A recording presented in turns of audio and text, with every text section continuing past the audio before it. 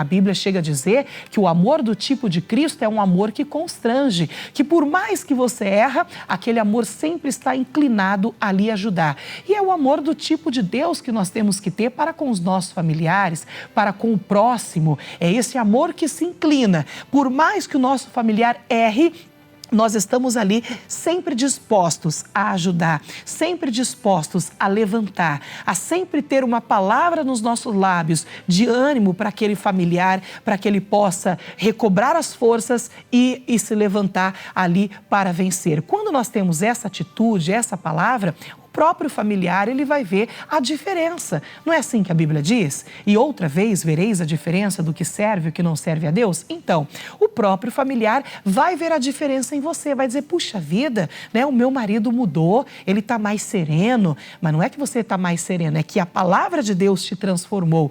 Então, eu volto a repetir, para que a transformação, ela aconteça na nossa família, da maneira que nós desejamos, essa transformação, ela tem que acontecer primeiro em nós. Nós temos que estar alinhado com as Escrituras. Se a Bíblia diz que nós não devemos ter guerras e pelejas, então, Pai, a partir de hoje eu abandono a guerra e a peleja. Não vou querer impor algo pela minha própria força. Eu vou no Espírito, eu vou na oração, porque a pessoa que faz assim pode ter certeza que ela vai ter o caminho confirmado pelo Senhor.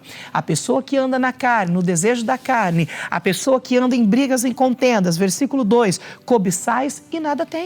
Nada vai acontecer, porque não é por imposição. Quando você tenta fazer por imposição, a outra pessoa, ela fica com mais bronca, ela fica com raiva, fala, não quero saber daquela pessoa não, aquela pessoa é muito nervosa, aquela pessoa só quer impor, ela acha que ela é a certa todo o tempo e você acaba causando mais conflito ainda. E não é dessa forma que nós temos que agir. Por isso que a Bíblia diz, cobiçais e nada tendes, porque quem planta na carne sempre vai colher corrupção, mas aquele que planta no Espírito, esse vai colher do Espírito. E quem colhe do Espírito, colhe vida e vida com abundância. E ele diz mais assim, ó, sois invejosos e cobiçosos e não podeis alcançar, combateis e guerreais e nada tendes, porque não pedis. Que coisa séria, tá vendo aqui? Porque está pedindo de maneira errada. Então está combatendo, mas está combatendo sozinho, porque está combatendo na carne.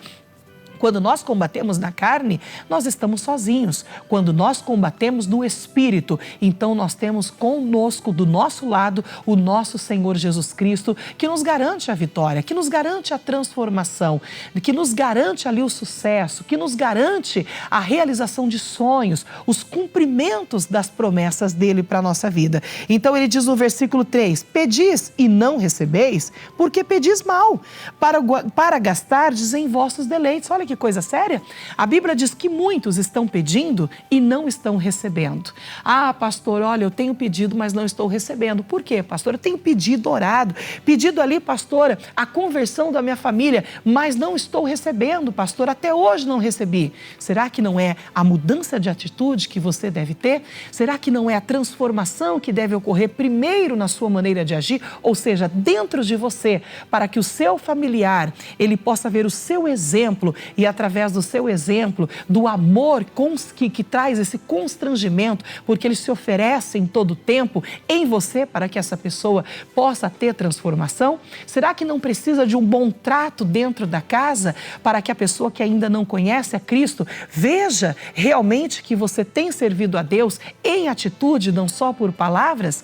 A Bíblia nos ensina o bom trato que deve existir. Jesus tinha o bom trato com as pessoas. Jesus, quando se deparou com a mulher samaritana, que os samaritanos ali não se davam com os judeus, mas Jesus se deparou com ela ali na fonte ali de Jacó, no poço de Jacó, e por mais que aquela mulher samaritana estava tentando entrar para a peleja, para a guerra, dizendo assim, olha, como tu, sendo um judeu, vem falar comigo que sou uma mulher samaritana, ela estava querendo entrar para a guerra, ela estava ali, como diz o ditado, com duas pedras nas mãos.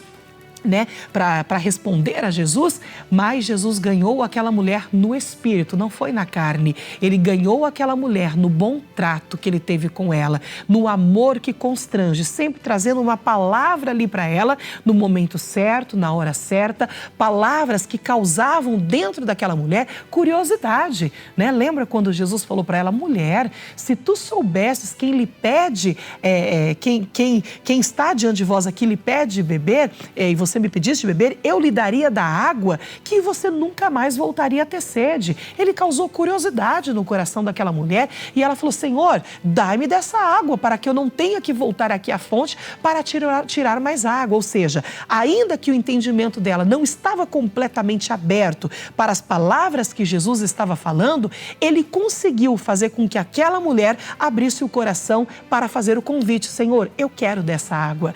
E ali naquele momento que ela abriu o coração, então as palavras entrou no coração dela e trouxe uma transformação na vida daquela mulher samaritana, que quando ela desceu de novo ali para a aldeia dela, ela esqueceu os cântaros para trás, desceu correndo e falou: olha, venham todos e venham ver um homem cujo contou da minha vida tudo da minha vida ele falou perfeitamente. Olha como a pessoa, quando ela é inspirada pelo Espírito Santo, como foi Jesus, no bom trato consegue ganhar vidas, consegue ganhar pessoas. E ali a Bíblia fala então que pela palavra daquela mulher, muitos dos samaritanos subiram para ouvir o que Jesus tinha a falar, sendo ele um judeu, sendo que os samaritanos não se davam com os judeus, mas por causa da palavra daquela mulher. Por quê? Porque houve uma transformação nela primeiro. Você entende aqui? Ela recebeu as palavras de Jesus, que causou uma transformação interior naquela mulher. Ela desceu e conseguiu levar transformação aonde ela estava ali passando, anunciando a respeito de Jesus Cristo. E aí muitos foram até Jesus, pediram a ele depois, por causa das palavras dele, que ele ficasse na aldeia. Por mais 3 dias Jesus ficou ali e muito mais foram aqueles que foram salvos por intermédio da palavra de Cristo. Então eu sempre digo que uma pessoa transformada, ela gera transformação. Então nós precisamos ser transformados pelo entendimento das Escrituras. Romanos ele fala acerca disso para nós, ele fala que nós temos que ser transformados pela renovação do nosso entendimento, ou seja, alinhar a nossa maneira de pensar com os ensinamentos das Escrituras. Quando eu alinho o meu pensamento, bato continência para aquilo que a palavra de Deus me orienta, então a verdadeira transformação ocorre dentro de mim. E quando eu tenho a transformação, eu gero transformação. Quando eu tenho vida, então eu gero vida. Essa é a palavra do nosso Deus.